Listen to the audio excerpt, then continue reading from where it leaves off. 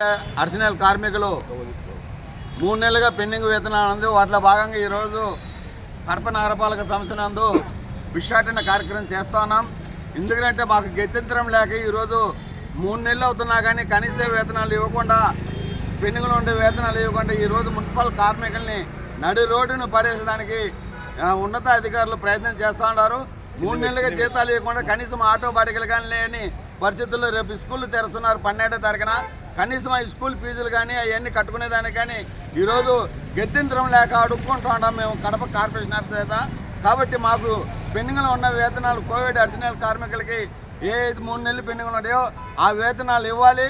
లేని ఎడల రేపు బుధవారం బేస్తారం 2 రోజుల పాటు పెద్ద ఎత్తున విధులు బంద్ చేసి కడప కార్పొరేషన్ ఆఫీస్ ఎదుట కార్యక్రమం చేసేదానికి మేము మున్సిపల్ కార్మికులమంతా కానీ మేము సిద్ధంగా ఉన్నాం.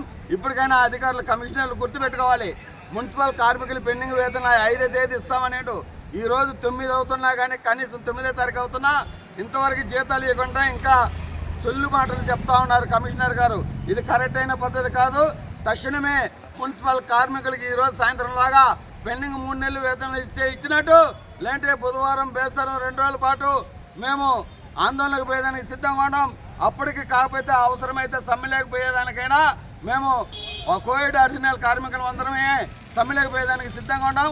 అదేవిధంగా కోవిడ్ అడిషనల్ కార్మికులకి ఐడెంటిటీ కార్డు, అదేవిధంగా వాళ్ళకి రావాల్సిన పిఎస్ఏ కానీ తక్షణమే వాళ్ళకి ఇవ్వాలని మేము కోరుతున్నాం.